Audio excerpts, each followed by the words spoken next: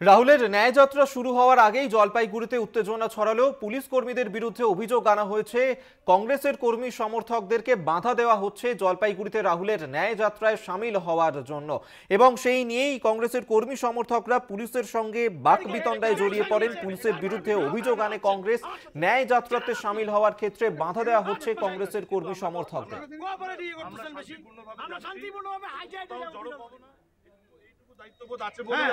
এত কথা বলবেন না, এত কথা বলবেন না। কোনো গাড়ি ঢুকাচ্ছি না, পয়দল যাবে, পয়দল যাবে, দরকার হলে গাড়ি ঢুকায় নিয়ে যাবো, দেখি কে আটকায়। সব রাস্তা আটকে রাখবেন। আপনারা বহুত প্রোটোকল মানছেন। আমি ক্রান্তি ব্লক থেকে এসেছি, আমার নাম অনামিকা সরকার। কি করছিল পুলিশ আপনাদেরকে? পুলিশ বলছে যেতে দেওয়া যাবে না, কিন্তু আমাদের আজকে গর্বের বিষয় যে আমাদের পশ্চিমবঙ্গ থেকে এই যে আমাদের জেলাতে আজকে আসছেন আমাদের প্রিয় নেতা রাহুল গান্ধী, তার জন্য আমাদের খুবই গর্ব। আর এটা অন্যায়। কি বলবেন, এইভাবে আপনাদের আটকানো হচ্ছে? দৌড় এদের কাজ নেই, কর্ম নেই। সকালবেলা বেরিয়ে পড়েছে, যখন ফ্লেক্স ব্যানার ছিল তখন তো দেখা যায়নি, কোনো ভিজিল করেনি। আমরা এসপি সাহেব, মহামান্য এখানকার এসপি সাহেবকে আমরা মেল করেও পাঠিয়েছিলাম, আমাদের নবেন্দু পাঠিয়েছিল। তা সত্ত্বেও আমরা দেখলাম যে সেখানেও আজ কালি ছেটানো হয়েছে, সবই আপনারা দেখেছেন, সকাল থেকেই খবর করছেন। ওরা যা ইচ্ছে তাই করুক, ন্যায়ের বিরুদ্ধে তো অন্যায় দাঁড়িয়ে আছে, তাই অন্যায়ের বিরুদ্ধে এবার ন্যায় দাঁড়াবে পশ্চিমবঙ্গে এবং গোটা ভারতবর্ষে। অন্যায়ের সাথে যে ন্যায়ের লড়াই, সেটাই হবে। এবং দেখুন, যারা এখানে দাঁড়িয়ে আছে সবাই কিন্তু ন্যায়ের পক্ষে দাঁড়িয়ে আছে।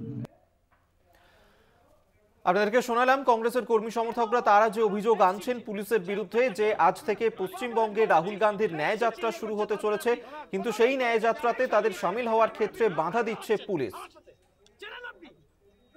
আমরা এই নিয়ে কথা বলবো। প্রতিনিধি সুজিত দে আমাদের সঙ্গে এই মুহূর্তে টেলিফোনে রয়েছেন। সুজিত, কি ঘটনা ঘটেছে সেখানে? পুলিশের বিরুদ্ধে অভিযোগ আনছেন কংগ্রেসের কর্মী সমর্থকরা। একদমই ঠিক, বলতে গেলে জলপাইগুড়িতে কিন্তু আজকে রাহুল গান্ধীর যে ন্যায় যাত্রা সেটা কিন্তু শুরু হবে আর কিছুক্ষণ বাদেই। তারপরে কিন্তু জলপাইগুড়ি পাহাড়পুর মোড়ে কিন্তু একাধিক যে কংগ্রেস কর্মী তারা এসে কিন্তু জমায়েত হয়, তারা কিন্তু জলপাইগুড়ি শহরের দিকে ঢোকার চেষ্টা করে। সেই সময় কিন্তু পুলিশ কিন্তু তাদেরকে বাধা দেয়, একাধিকবার তাদেরকে বাধা দেওয়া হয়। তারা কিন্তু শুনছিল না, যে বারবার বলছে যে আমরা হেঁটে যাচ্ছি। হ্যাঁ, সেটাও কিন্তু পুলিশ কর্মীরা কিন্তু তা আসতে দিচ্ছে না। তারপর কিন্তু জোর করে কিন্তু যে কংগ্রেস কর্মী তারা কিন্তু চলে আসে শহরের ভিতরে, হেঁটে হেঁটে কিন্তু আসছে, এখন পর্যন্ত আসছে। আর বেশ কিছু জনকে কিন্তু এখনো আটকে দেওয়া হয়েছে, এখন কিন্তু এই অবস্থায় আছে। সুজিত, কি কারণে পুলিশের তরফ থেকে এই বাধা দেওয়া হচ্ছে, কি বলছেন কংগ্রেসের কর্মী সমর্থকরা? কংগ্রেসের কর্মী সমর্থকরা বলছে আমরা কোনো ডিস্টার্ব করছি না, আমরা হেঁটে হেঁটে যাচ্ছি, তারপরে কেন আটকানো হচ্ছে আমরা জানি না। আর আমরা তো কোনো মিছিল করছি না, আমরা হেঁটে হেঁটে যেই যে জলপাইগুড়ি পিডব্লিউডি যেখান থেকে হেঁটে রাহুল গান্ধী যাবে সেই জায়গাটায় আমরা যাচ্ছি। সেই জায়গাতে পাহাড়পুর মোড়, সেখানে কিন্তু পুলিশ কর্মীরা কিন্তু আটকে দিচ্ছে এই কর্মীদেরকে।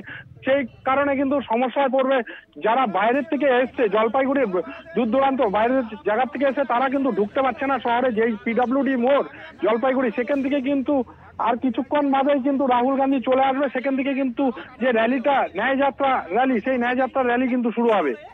বেশ, ধন্যবাদ তোমায় সুজিত দে, আমাদের সঙ্গে টেলিফোনে ছিলেন প্রতিনিধি। জলপাইগুড়িতেই রাহুলের ন্যায়যাত্রা শুরু হবার আগেই কংগ্রেসের কর্মী সমর্থকদের সঙ্গে বাতানুবাদ পুলিশের বিরুদ্ধে অভিযোগ কংগ্রেস কর্মী সমর্থকদের, যে রাহুলের ন্যায়যাত্রায় সামিল হওয়ার ক্ষেত্রে তাদেরকে বাধা দিচ্ছে পুলিশ, জানিয়ে জলপাইগুড়িতে সেখানে উত্তেজনা।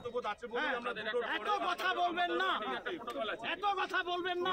কোনো গাড়ি ঢুকাচ্ছি না, পয়দল যাবে, পয়দল যাবে, দরকার হলে গাড়ি ঢুকায় নিয়ে যাবো, দেখি কে আটকায়। সব রাস্তা আটকে রাখবেন। আপনারা বহুত প্রোটোকল মানছেন, আমরা বুঝে নিচ্ছি।